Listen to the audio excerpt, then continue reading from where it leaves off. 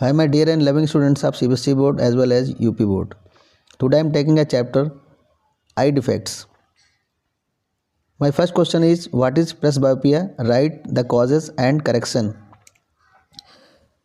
With growing age, a person is unable to read or write.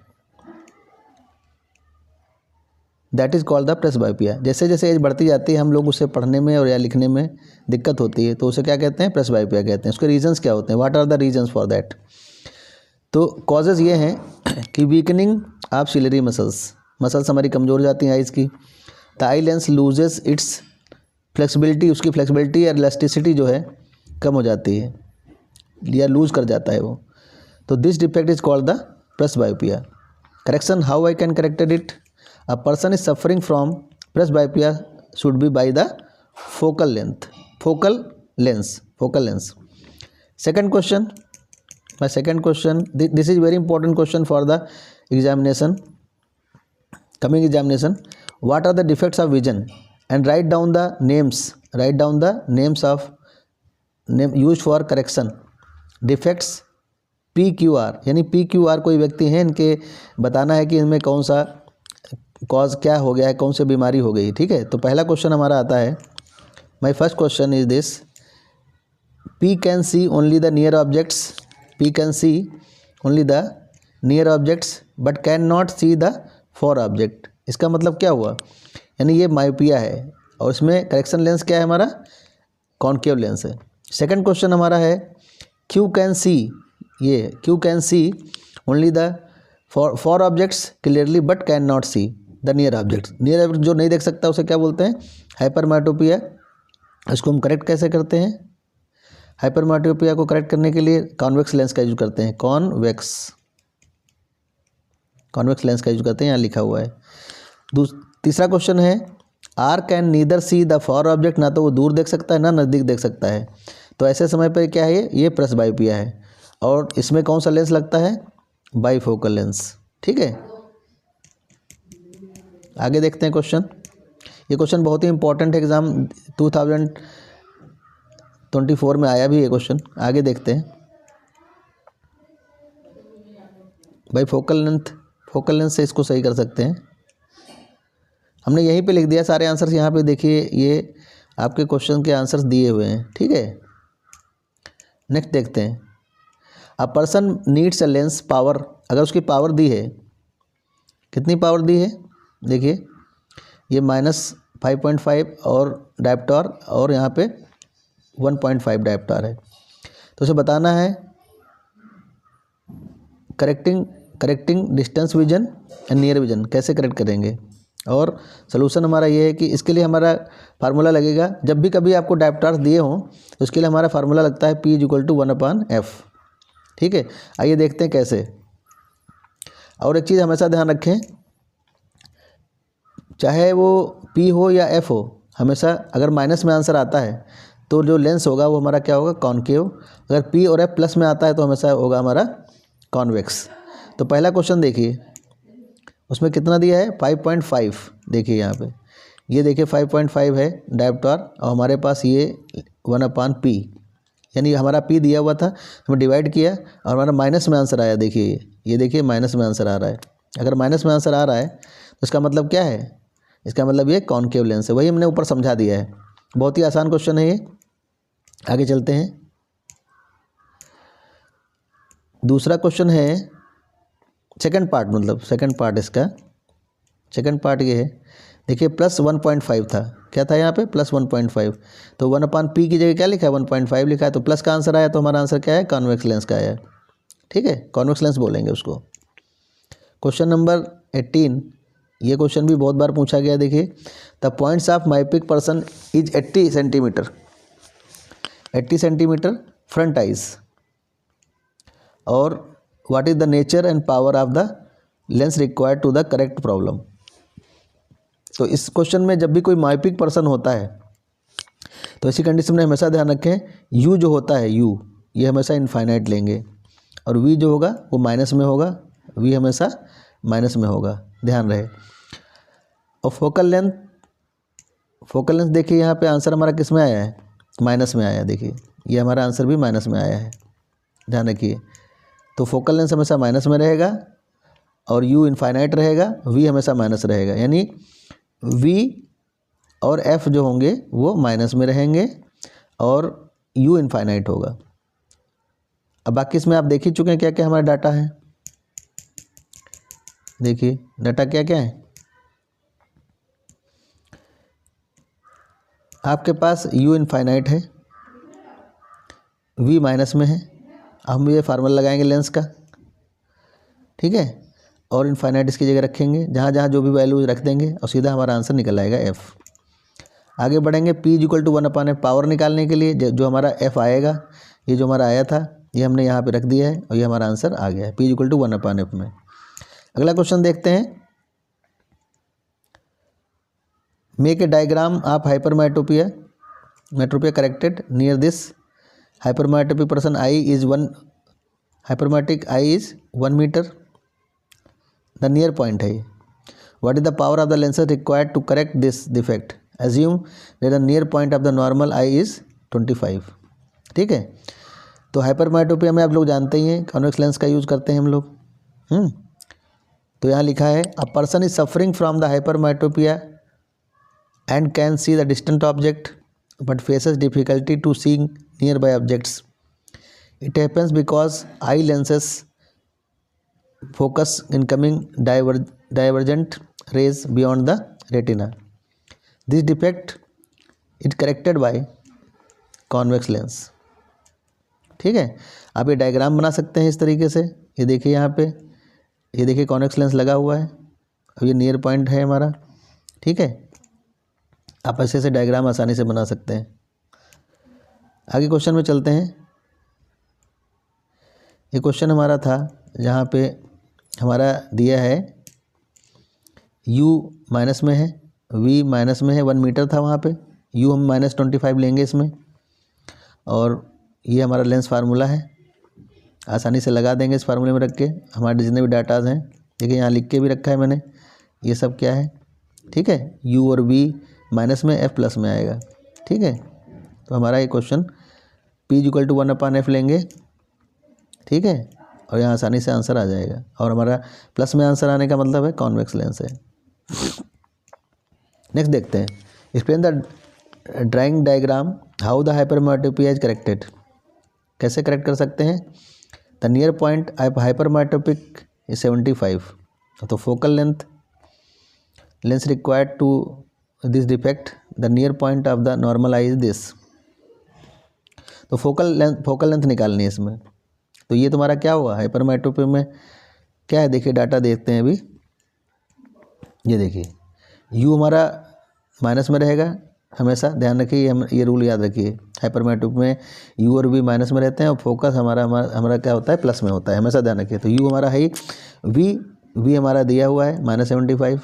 ठीक है, आसानी से हम लोग इस फार्मूले में रखेंगे और हमारा आंसर यहाँ पे निकलेगा प्लस में।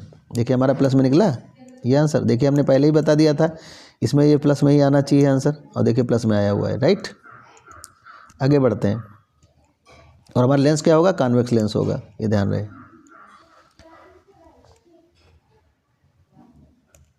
अगला क्वेश्चन देखते हैं।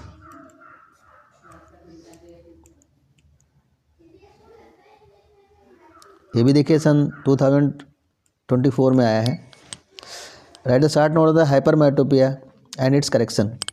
When a man can see the distant object clearly but can not see the object placed closure then the certain distance clearly, such a defect of vision is called the far sightedness या फिर hypermetropia. Regions क्या हैं इसके, देखिए ये diagram है, आप आसानी से बना सकते हैं। जब नॉर्मल रे है, मतलब ऐसे जनरल है, जो पहले डिफेक्ट नहीं किया गया है इसमें, उसको लेंस को बाद में करेक्ट किया गया है, तो ये नीचे डायग्राम है उसको। ठीक है, ये देखिए, ये हम कहना चाह रहे थे। आप डायग्राम बना सकते हैं, सभी लोग जानते हैं। करेक्ट करेंगे इसको बाय यूजिंग कॉन्वेक्स लेंस, बस इतना ही लिखना है, ये सब नोटंकी नहीं लिखनी है इतनी।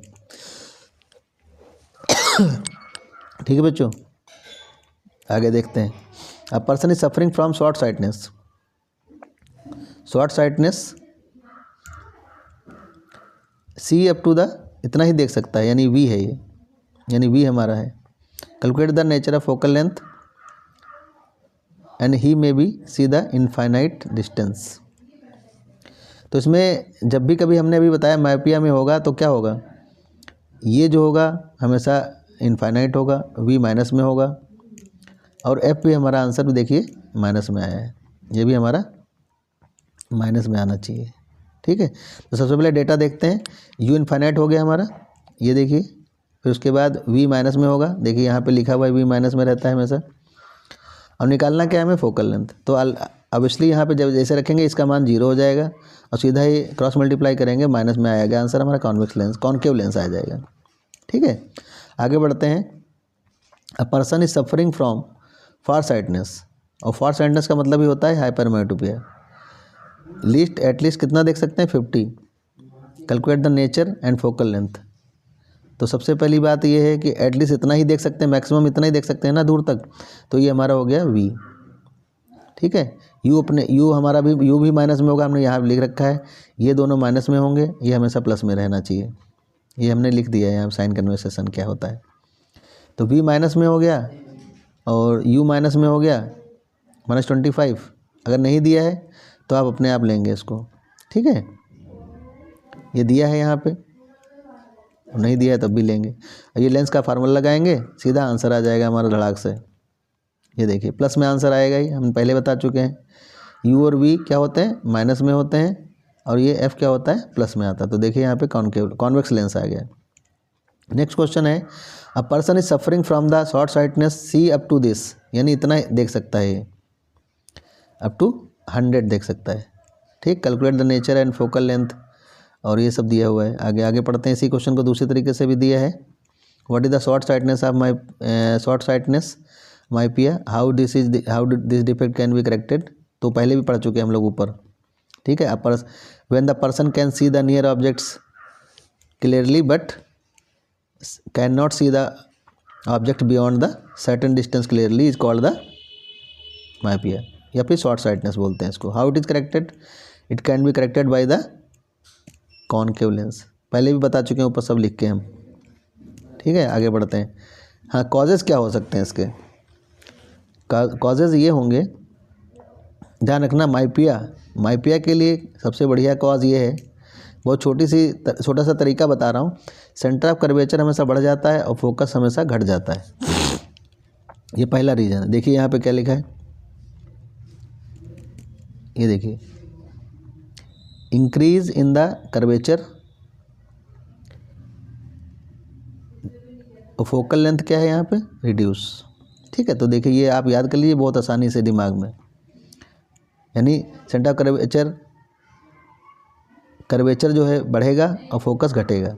और दूसरा पॉइंट जो है, ये तो पहला हो गया, दूसरा पॉइंट ये है, आई बॉल लेंस जो है उसका डायमीटर क्या होगा, आई बॉल का इंक्रीज़ होगा, और जो डिस्टेंस होगी आई लेंस और रेटिना के बीच वो इंक्रीज़ होगी। देखिए यहाँ पे इंक्रीज़ का साइन बनाया है ऊपर की तरफ, ये इस तरीके से। देखिए यहाँ पे क्या लिखा है, second point, increase diameter of the eye ball, right. तो यही देखिए शॉर्टकट में लिख दिया है मैंने ये चीज़। और फिर क्या है दूसरा, distance between the lens and the retina is increased. तो ये हमारा दूसरा रीज़न हो गया। ठीक है, इसका जस्ट उल्टा दूसरे में लिखेंगे हाइपरमेट्रोपिक में। ठीक है, आप इसे जितना मैंने अंडरलाइन किया इतना ही याद कीजिएगा। करेक्ट कैसे कर सकते हैं, बस वही छोटा सा काम है, बाय द कॉन्वेक्स लेंस, बस इतना ही लिखना है वहाँ पे। यहाँ पे बताया था आई बॉल इंक्रीज हो जाता है, उसकी डायमीटर इंक्रीज हो जाती है, और डिस्टेंस जो है लेंस और आई लेंस और रेटिना यानी आर यानी रेटिना के बीच क्या होता है, इंक्रीज हो जाता है। इसका जस्ट अपोजिट है अगले क्वेश्चन में। व्हाट इज फार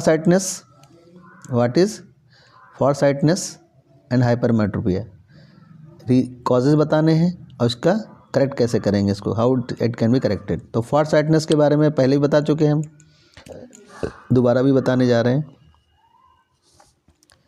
जैसे कि when a man can see the for distant clearly but can not see the objects placed closure then the certain distance is called the hypermetropia. Just opposite है ऊपर वाले का।